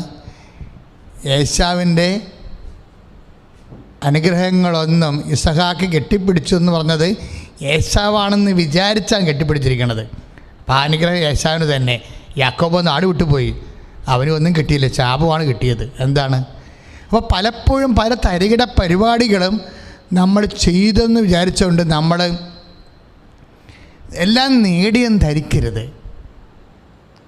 എന്ത് നേടിയെടുത്താൽ അവസാനം എളി ഉളുക്കുമ്പോൾ അപ്പോഴാണ് നമ്മൾ നേടണത്. അപ്പോഴെന്താ? തിരിച്ചറിയണം. തകർച്ച വരുമ്പോൾ തിരിച്ചറിയണം. എന്താണ്? ശാപമല്ല, അനുഗ്രഹമാണ്. എന്നെ അനുഗ്രഹിച്ചിട്ടല്ലാതെ ഞാൻ വിടത്തില്ലെന്ന് എപ്പോഴാണ് യാക്കോബ് ദൈവത്തിൻ്റെ കൈകളിൽ പിടിച്ചുകൊണ്ട് ദൈവത്തെ തനിക്കാലങ്ങളിലെല്ലാം മൽപ്പിടുത്തം നടത്തുകയായിരുന്നു. എങ്ങനെയാണ് മൽപ്പിടുത്തം നടത്തിയത്? യേശാവിൻ്റെ ഓഹരി അടിച്ചു മാറ്റാൻ വേണ്ടി ഒരു മൽപ്പിടുത്തം നടത്തി. തിന്മകളുമായിട്ട് സത്യസന്ധമായ ജീവിതവുമായിട്ട് അവനൊരു മൽപ്പിടുത്തം, തിന്മയുടെ മൽപ്പിടുത്തം നടത്തി. അവൻ്റെ വൈഫിനെ പോലും അവൻ ആ കള്ളത്തരം പഠിപ്പിച്ചിരിക്കുക. കുലദൈവങ്ങളെയും കുടുംബദൈവങ്ങളെയും കട്ടുകൊണ്ട് പോന്നിട്ട് ലാബാൻ പുറകെ അന്വേഷിച്ചുകൊണ്ട് വരുമ്പോൾ അവൾ കയറി അതിൻ്റെ പുറത്തിരിക്കും, ഒരെൻ്റെ പുറത്തിരിക്കും. എന്താ പറയുക, എനിക്ക് മാസപ്പതിവാണെന്ന് പറയും. കാര്യം ആ ഭർത്താവ് കള്ളത്തരം കാണിക്കാൻ വേണ്ടി അവനെ ഭാര്യനെയും പഠിപ്പിക്കാൻ. ഇവൻ ഒരു തോൽവിയാണ് ഇവൻ യാക്കോബ്. ഇങ്ങനെ ജീവിതകാലം മുഴുവനും കണ്ടവൻ്റെ സ്വത്ത് അടിച്ചു മാറ്റാൻ വേണ്ടി ഓരോരോ കള്ളത്തരങ്ങളും വഞ്ചനകളും കാണിച്ചാണ് ലാബാൻ്റെ ആടുകളെല്ലാം ഇവൻ അടിച്ചു മാറ്റിയത്. എങ്ങനെയാണ്? കൊഴുത്ത ആടുകൾ. അവനൊരു തീരുമാനമെടുത്ത്. എന്ത് തീരുമാനമെടുത്ത്? എൻ്റെ ഓഹരി എന്ന് പറയണത് പുള്ളികളുള്ള ആട് അങ്ങയുടെ ഓഹരി, പ്രസവിക്കണ പുള്ളിയുള്ള ആട് എൻ്റെ ഓഹരി, പുള്ളിയില്ലാത്ത ആട് ലാബാൻ്റെ അമ്മാവൻ്റെ ഓഹരി എന്നും പറഞ്ഞൊരു തീരുമാനമെടുത്ത് അയാൾ സമ്മതിച്ചത്. ഇവൻ എന്നാ ചെയ്ത്? വെള്ളം കുടിക്കാൻ വേണ്ടി ആടുകൾ വരുമ്പോൾ ഇണയേരും. അപ്പോൾ കൊണ്ടുവന്ന് ബദാമിൻ്റെ കമ്പുകൾ കടിച്ചു പറിച്ചിട്ട് പുള്ളി കുത്തിയ കമ്പുകൾ കൊണ്ടുവന്ന് അതിന് മുമ്പിൽ കുത്തിവെക്കും. അപ്പം നല്ല കൊഴുത്ത ആട് വരുമ്പോൾ മാത്രമേ ഇവ അത് കുത്തിവെക്കത്തുള്ളൂ. എലിമ്പിച്ച ആടുകൾ വന്ന് അവൻ കുത്തിമാറ്റത്തില്ല. അപ്പോൾ എലിമ്പിച്ച ആടുകൾ ഇണചേരണത് അവസാനം ലാബാനുമായും കൊഴുത്ത പുള്ളിയുള്ള ആടുകൾ ഇവൻ്റെതുമായി. അങ്ങനെയാണ് ഇവൻ സ്വത്തടിച്ച് മാറ്റണത്. ഇങ്ങനെ മുഴുവൻ ഇവൻ ജീവിതകാലം മുഴുവൻ അധർമ്മവുമായിട്ട് മൽപ്പിടുത്തമായിരുന്നു. അവസാനം ദൈവം ഇവനുമായിട്ടൊരു മൽപ്പിടുത്തം നടത്തുകയും ഇവൻ നേടിയത് അവസാനം എല്ലാം സ്വന്തം കാലം നിൽക്കാൻ വേണ്ടിയാണ് ഇവനെല്ലാം ചെയ്തത്. പക്ഷെ ആ സ്വന്തം കാലിലെ എളി തന്നെ ഒടുക്കിപ്പോയി. നമ്മുടെ രോഗങ്ങൾ, നമ്മുടെ തകർച്ചകൾ, വേണ്ടാത്ത സമയത്തൊക്കെ തീരുമാനം കൊണ്ടുണ്ടാകുന്ന തകർച്ചകൾ, അല്ലെങ്കിൽ നമ്മുടെ മക്കൾ വിശ്വാസം നിരക്കാത്ത ബന്ധങ്ങളിൽ പോകുമ്പോൾ എളി ഉളുക്കുകയാണെന്ന് മനസ്സിലാകണം. വിശ്വാസം നമ്മുടെ ജീവിതത്തിൽ ഒരു എളി ഉളുക്കുമ്പോഴേ നമ്മുടെ മക്കളെ, നമ്മുടെ വിശ്വാസം നിരക്കാത്ത, കുടുംബത്തിൻ്റെ ചൈതന്യം നിരക്കാത്തൊരു ബന്ധങ്ങളിൽ പോകുമ്പോൾ ഈ മൽപ്പിടുത്തത്തിൽ നമ്മുടെ എളി ഉളുക്കിയെന്നർത്ഥം. ആവശ്യമില്ലാത്തൊരു ഓർഡർ ചെയ്ത് നമ്മൾ ഓർഡർ വിട്ട് കഴിഞ്ഞപ്പോൾ ഉടനെ ബാങ്കിൽ നിന്ന് ലോൺ എടുത്ത് ഓർഡർ വിട്ട് അപ്പം ലോക്ക്ഡൗണായി. ചരക്ക് പോവുകയും ചെയ്ത് കാശ് കിട്ടുകയുമില്ല. എളി ഉളുക്കണ എല്ലാ ജീവിത ആവശ്യങ്ങളിലും നമ്മൾ ദൈവത്തെ കയ്യേക്കരി പിടിക്കണം. ഞാൻ വിട്ടത്തില്ലെന്ന് പറയണം. പലപ്പോഴും നിർഭാഗ്യവശാൽ എളി ഉളുക്കുമ്പോഴാണ് നമ്മൾ ദൈവത്തെ വിടണത്. എന്നിട്ട് കൂടുതലും മന്ത്രവാദത്തിനും ആഭിചാരത്തിനും പോകും, ദൈവത്തെ വിടുകയാണ്. അങ്ങനെയല്ല സംഭവം. എളി ഉളുക്കുമ്പോൾ സ്വന്തം കാലിൽ നിൽക്കാൻ പറ്റാത്ത അവസ്ഥ വരുമ്പോൾ ദൈവത്തെ കയറി പിടിക്കണം. എന്താണ്? എന്നെ അനുഗ്രഹിച്ചിട്ടല്ലാതെ ഞാൻ വിടത്തില്ല. അപ്പോഴാണ് ദൈവം അവനെ അനുഗ്രഹിക്കുന്നത്. അതാണ് അനുഗ്രഹം, അല്ലാതെ കട്ടെടുക്കണമല്ല അനുഗ്രഹം. യാക്കോബിന് അനുഗ്രഹം തുടങ്ങണ ദൈവം അവനെ അനുഗ്രഹിക്കണം. അവൻ്റെ എളി ഉളുക്കിയ കാലത്ത് ദൈവം അവനെ അനുഗ്രഹിച്ചു. ഇനി നിൻ്റെ പേര് ഇസ്രായേൽ എന്നാണ്. കാര്യം എന്താണ്? നീ മൽപ്പിടുത്തം ചെയ്ത് വിശ്വാസത്തിൽ വിജയം പ്രാപിച്ചു. അത് വിശ്വാസത്തിനൊരു ജനതയുടെ അപ്പനായി നീ മാറും. അപ്പോഴ് ദൈവത്തെ അവൻ തിരിച്ചറിഞ്ഞു. അതാണ് സംഭവം. തന്നോട് മൽപ്പിടുത്തം നടത്തിയ ആളെ തിരിച്ചറിയുമ്പോഴാണ് നമ്മൾ ദൈവത്തിൻ്റെ ജനമായി മാറണത്, സ്വന്തം ജനതയായി മാറണത്. ദൈവവേദരെ, എൻ്റെയും നിൻ്റെയും ജീവിതത്തിലെ കഴിഞ്ഞ കാലങ്ങളിലെ പലതരത്തിലുള്ള ജീവിത സാഹചര്യങ്ങളിലെ നമ്മൾ നേടിയെടുത്തതെല്ലാം നമ്മുടെ കഴിവ് കൊണ്ടാണെന്ന് വിചാരിച്ചുകൊണ്ട് സ്വന്തം കാലം നിൽക്കാൻ വേണ്ടി നമ്മൾ കാണിച്ചു കൂട്ടിയ കസരത്തുകൾ, മറിമായങ്ങൾ, പിന്നീടുണ്ടായിട്ടുള്ള എളി ഉളുക്കുന്ന പോലെയുള്ള തകർച്ചകൾ, അപ്പോഴ് ദൈവത്തെ തിരിച്ചറിഞ്ഞുകൊണ്ട് ദൈവത്തെ പിരിവിടാതെ ശരണപ്പെടാൻ കഴിഞ്ഞാൽ നിൻ്റെ അനുഗ്രഹത്തിൻ്റെ പുതിയ കാലം തുടരും. അതാണ് നീ അനുഗ്രഹത്തിൻ്റെ കാലമെന്ന് പറയണത്. അല്ല വഞ്ചിച്ചതെടുത്തതും പറ്റിച്ചെടുത്തതും അല്ല, മറിച്ച് ദൈവം നിന്നെ അനുഗ്രഹിക്കുമ്പോഴാണ് നിൻ്റെ അനുഗ്രഹത്തിൻ്റെ കാലം തുടരുന്നത്. അതാണ് യാക്കോബിനെ ഇസ്രായേലാക്കുന്നത്. സ്തുതിക്കട്ടെ. ഹല്ലേലൂയ.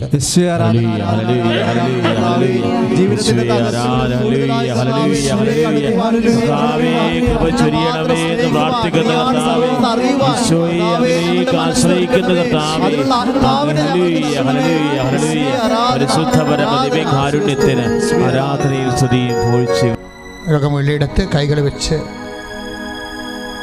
ആ ഭാഗം ഈശോയ്ക്ക് സമർപ്പിക്കേണ്ട സമയമാണ്. മക്കളില്ലാത്തവർ അടിവയറ്റിലാണ് കൈവെക്കേണ്ടത്. കർത്താവേ, നിന്റെ വിശുദ്ധ പൗരോഹിത്യത്തെ മഹത്വപ്പെടുത്തണമെന്ന് പ്രാർത്ഥിക്കുന്നു. കർത്താവേ, സഭയിലൂടെ നിന്റെ സാന്നിധ്യം പ്രകടമാക്കണമെന്ന് പ്രാർത്ഥിക്കുന്നു. കർത്താവേ, ഞങ്ങളുടെ യോഗ്യത കൊണ്ടല്ല, നിന്റെ പീഡാനുഭവത്തിൻ്റെയും കുരിശുമരണത്തിൻ്റെ യോഗ്യതയാൽ നിന്റെ നാമത്തിൽ ശരണപ്പെട്ടുകൊണ്ട് പ്രാർത്ഥിക്കുന്ന മക്കളുടെ മേൽ അലിവ് തോന്നണമെന്ന് പ്രാർത്ഥിക്കുന്നു. കർത്താവെ, അന്ധന് കാഴ്ച നൽകിയവനെ, കർത്താവെ, ചെകിടിന് കേൾവി നൽകിയവനെ, ചെവികളെ സ്പർശിക്കണമേ കർത്താവെ, കണ്ണുകളെ സ്പർശിക്കണമേ കർത്താവെ. ഈശോ, മഹോരോഗ്യം സുപ്പെടുത്തിയവനെ, ഉദരരോഗമുള്ളവരെ സ്പർശിക്കണമെന്ന് പ്രാർത്ഥിക്കുന്നു കർത്താവെ. കർത്താവെ, ഹൃദയത്തെ സ്പർശിക്കണമേ കർത്താവെ, ഹൃദ്രോഗമുള്ളവരെ സ്പർശിക്കണമെന്ന് പ്രാർത്ഥിക്കുന്നു.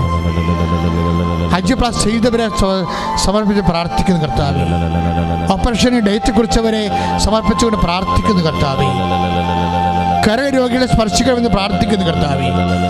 പിടിക്കായുടെ രോഗികളെ കർത്താവെ സമർപ്പിച്ച് പ്രാർത്ഥിക്കുന്നു കർത്താവെ.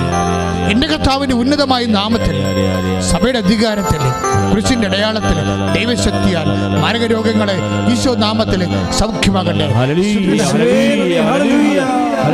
പരമദിവ്യകാരുണ്യത്തിന്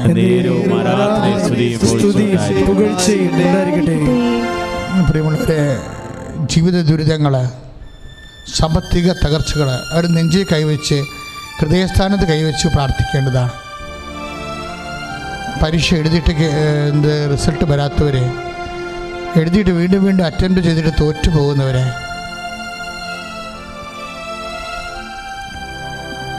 ജീവിത മാർഗങ്ങൾ അടഞ്ഞു പോയവരെ, കടകമ്പോളങ്ങളും തൊഴിൽ സ്ഥാപനങ്ങളും അടഞ്ഞു പോയവരെ, കുടുംബത്തിൽ കലഹങ്ങൾ മാറാത്തവരെ, അവരെല്ലാം ഈശോ അനുഗ്രഹിക്കുന്ന സമയമാണ്. ഉടമ്പടി ചെയ്ത മുഴുവൻ വിഷയങ്ങൾ നിങ്ങൾ സമർപ്പിക്കുക. ഓൺലൈനായിട്ടും തീർത്ഥാടന ഉടമ്പടിയായിട്ട് ചെയ്തു പോയ വിഷയങ്ങളെല്ലാം പരിശുദ്ധ അമ്മ വഴി ഈശോ ഏറ്റെടുക്കുന്ന സമയമാണിത്. നന്നായി പ്രാർത്ഥിക്കട്ടെ മക്കളെ. നിങ്ങൾക്ക് സാക്ഷ്യം പറയാൻ അത് കഴിയും. ഇപ്പോഴേ അത് തൊണ്ടയ്ക്ക് അസുഖമുള്ളവരെ സുഖപ്പെടുത്തുന്ന സന്ദേശമുണ്ട്.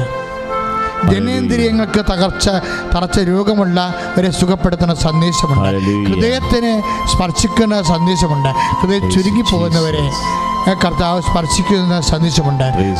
കർത്താവ് എല്ലാ രോഗികളെയും, വിദ്യാഭ്യാസ മേഖലകളിൽ അഡ്മിഷൻ ഇല്ലാതെ പോകുന്നവർ, അഡ്മിഷൻ കിട്ടാത്തവർ, പരീക്ഷയിൽ ഫെയിലായിപ്പോയവർ, കർത്താവ് ഒത്തിരിയേറെ സപ്ലൈ ഉള്ളവരെ എല്ലാവരെയും സമർപ്പിക്കാൻ പ്രാർത്ഥിക്കുന്ന കർത്താവ് ഈശോ വ്യത്യസ്തമായ മേഖലകളിലെ ഈശോ വിദേശ ജോലികളുടെ യാത്രകളുടെ കർത്താവ് അതിനുവേണ്ടി ഒരുങ്ങുന്നവരെ, അതിൻ്റെ അനുയോജ്യമായ പത്രങ്ങൾ കർത്താവെ രേഖകൾ ലഭിക്കാത്തവരെ, കർത്താവ് അതിനുവേണ്ടി പരിശ്രമിക്കുന്നവരെ, കർത്താവ് അതിനുവേണ്ടി സമ്പത്ത് അന്വേഷിക്കുന്നവരെ, വിവാഹ തടസ്സമുള്ളവരെ, മക്കളില്ലാത്തവർ, വീടില്ലാത്തവരെ, വഴിയില്ലാത്തവർ, വ്യത്യസ്തങ്ങളായ ജീവിത തടസ്സങ്ങളിൽ കർത്താവ് രേഖകൾ ലഭിക്കാത്തവരെ, കർത്താവ് അങ്ങനെയുള്ള എല്ലാവിധ വിഷമതകളിൽ കഴിയുന്നവരുടെ എല്ലാ തടസ്സങ്ങളും ദോഷങ്ങളും കർത്താവ് വ്യത്യസ്തങ്ങളായ രോഗങ്ങൾ, മാരക രോഗങ്ങളുടെ സൗഖ്യങ്ങൾ കർത്താവ് ഈ നിമിഷം കർത്താവ് അത് സൗഖ്യപ്പെടുത്തി പ്രാർത്ഥിക്കുന്നു.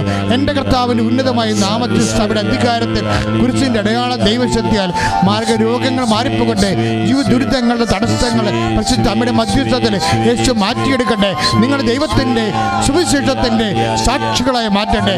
ശ്രുതികട്ടെ. ഹല്ലേലൂയ, ഹല്ലേലൂയ, ഹല്ലേലൂയ, ഹല്ലേലൂയ.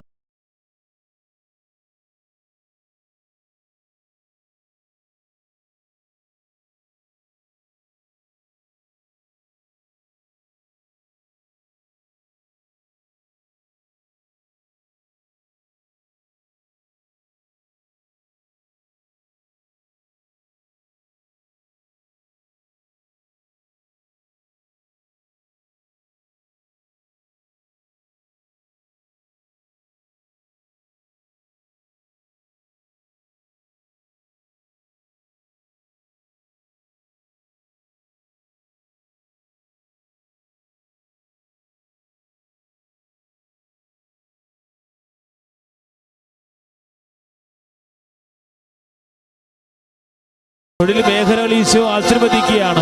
കോവിഡ് രോഗികളെ ഈശോ സുഖപ്പെടുത്തുകയാണ്. ഹല്ലേലൂയ, ഹല്ലേലൂയ, ഹല്ലേലൂയ, ഹല്ലേലൂയ, ഹല്ലേലൂയ, ഹല്ലേലൂയ, ഹല്ലേലൂയ. കർത്താവേ, സാക്ഷ്യം പറയാൻ ഇടയാകണമേ എന്ന് പ്രാർത്ഥിക്കുന്നു.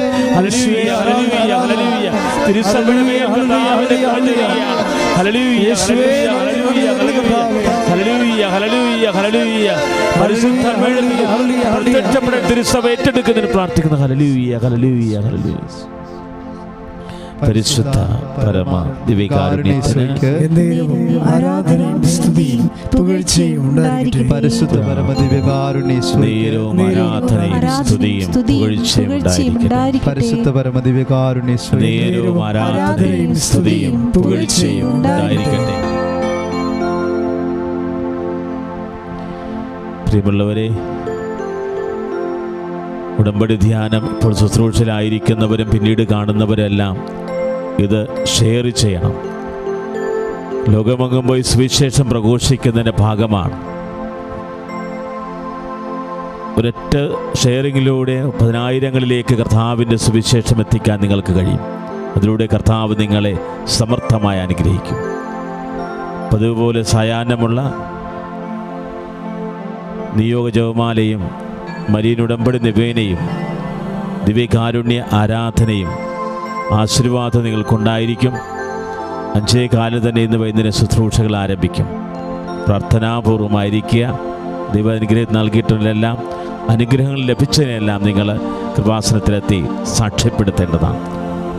ആവേ ആവേ അമ്മേ മധ്യസ്ഥയാകണം, ആവേ മരിയ അമ്മേ മധ്യസ്ഥയാകണമേ, ആവേ അമ്മേ മധ്യസ്ഥയാകണം, അമ്മേ മധ്യസ്ഥയാകണം. ആവേ